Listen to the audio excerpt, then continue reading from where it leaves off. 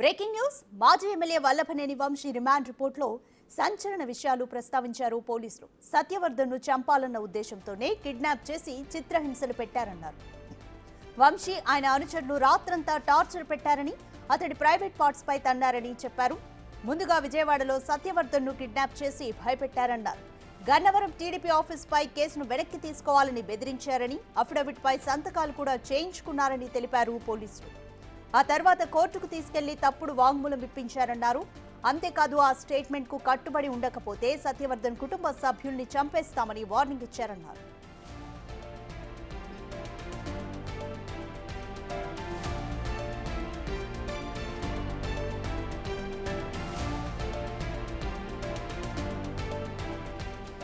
పక్కా planning తోనే అతని kidnap చేశారన్నారు. విజయవాడ ఆయుష్ ఆసుపత్రి వద్ద పొట్టి రాము అనే వ్యక్తిని కలవాలంటూ సత్యవర్ధన్ పై వంశీ ఆయన ప్రధాన అనుచరుడు ఒత్తిడి చేశారన్నారు.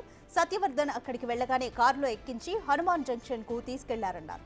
ఆ మరుసటి రోజే A9, A10 గా కలిసి సత్యవర్ధన్ ను విజయవాడ న్యాయస్థానానికి తీసుకెళ్లి వాంగ్మూలం ఇప్పించారన్నారు పోలీసులు. వాంగ్మూలం తర్వాత ఈ నెల 10, 11వ తేదీల మధ్య సత్యవర్ధన్ ను హైదరాబాద్ కు తరలించి వంశీ వద్దకు తీసుకెళ్లారని చెప్పారు. ఆ రాత్రంతా అతడిని చిత్రహింసలు పెట్టారన్నారు. అతన్ని చంపేయాలని టార్చర్ చేశారని చెప్పారు. అక్కడి నుంచి విశాఖ తీసుకెళ్లారన్నారు.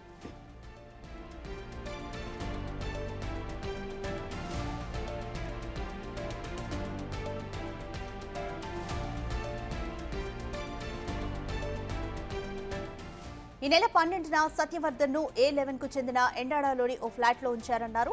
అతనితో పాటు A7, A8, A10 కూడా అక్కడే ఉన్నారని, A10 ఇప్పటికే అదే అతిథి గృహంలో ఉన్నారని చెప్పారు. సత్యవర్ధన్ ను విజయవాడ నుంచి హైదరాబాద్ నుంచి విశాఖపట్నానికి తీసుకెళ్లిన వేల్పుల వంశీ పరారీలో ఉన్నారన్నారు పోలీసులు. వంశీకి నేర చరిత్ర ఉందని, అతనిపై ఇప్పటివరకు 16 క్రిమినల్ కేసులున్నాయని చెప్పారు.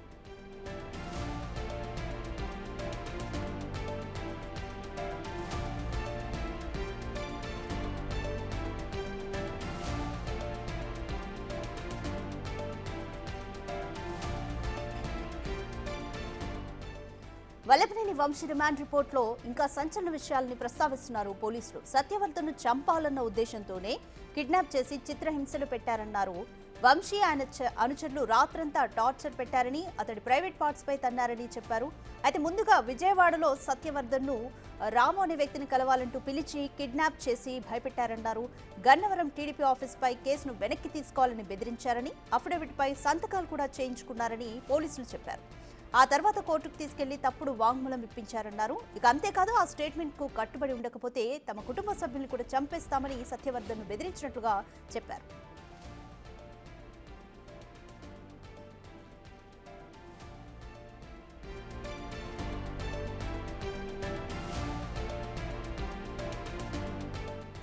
అయితే పోలీసులు ఇంకా చెప్తూ పక్కా ప్లానింగ్ తోనే సత్యవర్ధన్ ను కిడ్నాప్ చేశారని, విజయవాడ ఆయుష్ హాస్పిటల్ వద్ద మొదట పొట్టి రాము అనే వ్యక్తిని కలవాలంటూ సత్యవర్ధన్ పై వంశీ ఆయన ప్రధాన అనుచరుడు ఒత్తిడి చేశారన్నారు. అయితే సత్యవర్ధన్ అక్కడికి వెళ్లగానే కారులో ఎక్కించుకొని హనుమాన్ జంక్షన్ కు తీసుకెళ్లారు. ఆ తర్వాత మరుసటి రోజే A9, A10 కలిసి సత్యవర్ధన్ ను విజయవాడ న్యాయస్థానానికి తీసుకెళ్లి వాంగ్మూలం ఇప్పించారన్నారు పోలీసులు. వాంగ్మూలం తర్వాత ఈ నెల 10, 11 తేదీల మధ్య సత్యవర్ధన్ ను హైదరాబాద్ కు తరలించి వంశీ వద్దకు తీసుకెళ్లారని చెప్పారు. ఆ రాత్రంతా అక్కడ చిత్రహింసలు పెట్టారన్నారు. అతన్ని చంపేయాలని టార్చర్ చేశారని చెప్పారు. అక్కడి నుంచి విశాఖ తీసుకెళ్లారని చెప్పారు.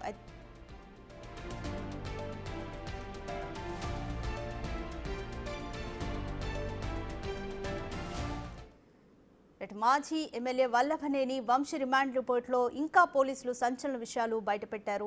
అయితే సత్యవర్ధన్ ఏ విధంగా కిడ్నాప్ చేశారు అనేది ఇంకా డీటెయిల్ గా చెప్పుకొచ్చారు. కంప్లీట్ డీటెయిల్స్ మా ప్రతినిధి శివ అందిస్తారు. శివ, ఇంకా ఏమేమి రిమాండ్ రిపోర్టులు ఇంకా ఏ అంశాలు వెల్లడించారు పోలీసులు?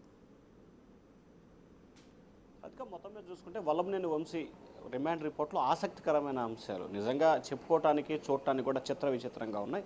ఎవరైతే సత్యవర్ధన్ తెలుగుదేశం పార్టీ గన్నవరం నియోజకవర్గంలో కంప్యూటర్ ఆపరేటర్గా పనిచేస్తున్నారో అతన్ని టార్గెట్గా ఈ నెల 5వ తేదీ నుంచి 13వ తేదీ 12వ తేదీ వరకు కూడా విచిత్రమైన ప్రయోగాలన్నీ చేశారు. అతను గన్నవరం టీడీపీ కార్యాలయం నుండి అతను విజయవాడ పిలిపించారు. అక్కడి నుంచి హనుమాన్ జంక్షన్ తీసుకెళ్లి కొంతమంది వ్యక్తులతో మాట్లాడించే ప్రయత్నం చేశారు. ఆ తర్వాత హైదరాబాద్లో వంశీ వద్దకు తీసుకెళ్లి హైదరాబాద్లో ఏదైతే మై హోమ్ ప్రస్తుతం ఆయన వంశీ నివాసం ఉందో ఆ నివాసంలో 2 రోజుల పాటు అతన్ని ఇష్టానుసారంగా కొట్టినట్లు కూడా ఆ రిపోర్ట్లో పేర్కొన్నారు. అంతేకాదు కుటుంబ సభ్యులకు వీడియో కాల్ చేసి చంపుతామని చెప్పి బెదిరించినట్లు కూడా రిమాండ్ రిపోర్ట్లో పేర్కోవడం జరిగింది. ఆ తర్వాత హనుమాన్ జంక్షన్ ద్వారా మళ్ళీ రెండోసారి హనుమాన్ జంక్షన్ తీసుకెళ్ళి ఆ తర్వాత హనుమాన్ జంక్షన్ నుంచి ఎవరికి అనుమానం రాకుండా ఈ టోటల్ వ్యవధిలో ఈ 4 రోజుల కాలంలో మొత్తం 8 కార్లు పైగా మార్పులు చేర్పారు. అంటే టాప్కో కార్లు తిరిగినట్లు కూడా పోలీసులు రిమాండ్ రిపోర్ట్లో పేర్కోవడం జరిగింది. అయితే వీటన్నిటికి సంబంధించి కూడా ఆ తర్వాత డైరెక్ట్గా జడ్జి ఎదుటకి వేరే వారికి అతనికి సత్యవర్ధనకి సంబంధించి 5వ తేదీ నుంచి ఫోన్ ట్రాన్సాక్షన్ లేదు, అతని దగ్గర ఫోన్ కూడా లేదు. ఎవరితో కుటుంబ సభ్యులతో కానీ సన్నిహితులతో కానీ స్నేహితులతో కానీ ఎవరితో మాట్లాడుకోవడానికి అవకాశం లేకుండా చేసిన పరిస్థితి కనిపించింది. ఆ తర్వాత అతన్ని విశాఖపట్నంలో గాజువాక పరిసర ప్రాంతంలో ఒక ప్రముఖ వైఎస్ఆర్సీపీ నేత అండదండలతో రియల్ ఎస్టేట్ వ్యాపారి సహకారంతో అక్కడ ఉంచినట్లు కూడా తెలుస్తూ ఉంది. ఈ నేపథ్యంలో ఏదైతే ఈ వ్యవహారం జరిగిందో దీంతో పోలీసులు కూపీ లాగిన తర్వాత ఆయన సోదరుడు అలాగే తల్లి పోలీసులకు ఫిర్యాదు చేయటం, ఆ తర్వాత సత్యవర్ధన్ లొకేషన్ ట్రేస్ చేసి అక్కడి నుంచి తీసుకొచ్చే ప్రయత్నం చేయటం, ఆ తర్వాత వంశీని అరెస్ట్ చేసి విజయవాడ తీసుకురావడం, రిమాండ్ తరలించిన ప్రక్రియ అయితే కొనసాగింది. మొత్తం మీద చూసుకుంటే వల్లభనేని వంశీకి సంబంధించి దాదాపుగా రౌడీ షీటర్కి ఉండాల్సిన కేసులు స్థాయిలో అంటే దాదాపుగా 16 కేసుల్లో ఆయన A1 నిందితుడిగా ఉన్నారు. నేర ప్రవృత్తి ఎక్కువగా కలిగి ఉన్నారు. పోలీసులన్నా చట్టాలన్నా ఏమాత్రం కూడా ఆయనకి గౌరవం లేదని చెప్పి పోలీసులు అయితే రిమాండ్ రిపోర్ట్లో పేర్కోవడం జరిగింది. దాదాపుగా ఈ కేసుకు సంబంధించి పూర్తి స్థాయిలో విచారణ చేయాలంటే నిందితులు A1, A7, A8కి సంబంధించి 45 రోజుల సమయం కావాలి. 45 రోజుల తర్వాత దీనికి సంబంధించి తదుపరి వివరాలకు సంబంధించిన మరొక అదనపు మెమోని తాము దాఖలు చేస్తామని చెప్పి న్యాయమూర్తికి చెప్పిన పరిస్థితి కనిపించింది. అయితే మరొక ఆసక్తికరమైన అంశం ఏంటంటే A2, A3, A4, A5, A6 అసలు ఈ 5గురు ఎవరు, వీరు ఎక్కడ ఉన్నారు, ఎవరి కార్లు వీరందరికీ సప్లై చేశారు, ఎవరి కారులో మొదట హనుమాన్ జంక్షన్ తీసుకెళ్లారు, ఆ తర్వాత న్యాయమూర్తి దగ్గర తీసుకొచ్చారు, ఆ తర్వాత హైదరాబాద్ ఎప్పుడు తీసుకెళ్లారు, మళ్ళీ హైదరాబాద్ నుంచి వచ్చి జడ్జి ముందు ప్రవేశపెట్టిన తర్వాత మళ్ళీ హనుమాన్ జంక్షన్ ఎందుకు వెళ్ళారు, మళ్ళీ హనుమాన్ జంక్షన్ నుంచి గన్నవరం వచ్చి గన్నవరం నుంచి విశాఖపట్నం ఇట్లా ఈ తిరిగినప్పుడు ఈ 5గురు వ్యక్తులు ఎవరు, ఎవరి కార్లలో ఇదంతా ప్రయాణం జరిగినాయి, ఆ కార్లు ఏంటి, కార్ల వివరాలు ఏంటి అనే దానికి సంబంధించి కూడా పోలీసులు వివరాలు సేకరించే ప్రయత్నంలో ఉన్నారు. మరొక వైపు పోలీసులు దాఖలు చేసిన రిమాండ్ రిపోర్ట్ని రిజెక్ట్ చేయాలని చెప్పి కూడా వంశీ తరపు న్యాయవాదులు కోర్టులో నిన్న ఒక మెమో దాఖలు చేశారు. మరొక వైపు పటమట పోలీసులు వంశీకి సంబంధించి పూర్తి స్థాయిలో విచారణ చేపట్టడానికి తమ కస్టడీకి ఇవ్వాలని చెప్పి ఈరోజు కస్టడీ పిటిషన్ దాఖలు చేయబోతున్నారు. ఇప్పటికే వంశీకి సంబంధించి 16 కేసులు ఉంటే దీంట్లో 5-6 కేసులు పైగా పూర్తి స్థాయిలో కూడా డిస్పోజల్ అయినాయి. మిగతా 8-9 కేసులకు సంబంధించి కూడా విచారణ చేపట్టాలని చెప్పి భావిస్తున్నారు. ఆ కేసులకు సంబంధించి కూడా మెమో దాఖలు చేసి వంశీని కోర్టులో హాజరుపరిచే అవకాశాలు కనిపిస్తాయి. అంటే ఆ కేసుకు సంబంధించి ఆ తర్వాత వాటికి సంబంధించిన ఛార్జీ షీట్లు వాటికి సంబంధించిన రిమాండ్ రిపోర్ట్లు ఈ ప్రతంగం అంతా కూడా మరొకసారి జరగబోతుంది. వాటితో పాటుగా మరొక 2 కేసులను కూడా వంశీపై నమోదు చేసేందుకు అధికారులు కసరత్తు చేస్తున్నారు. ఎన్నికల సమయంలో నకిలీ పట్టాల వ్యవహారం ఒకటి, రెండోది గ్రావెల్ మాఫియాకి సంబంధించి దాదాపుగా 200 కోట్ల రూపాయల పైగా స్కామ్ జరిగింది. దీంట్లో ప్రభుత్వానికి చెల్లించాల్సిన రాయల్టీలు చెల్లించకుండా వ్యవహరించట్ల. సో వీటన్నిటి నేపథ్యంలో కూడా వంశీని పూర్తి స్థాయిలో కస్టడీకి ఇవ్వాలని చెప్పి కోరే అవకాశం కనిపిస్తూ ఉంది.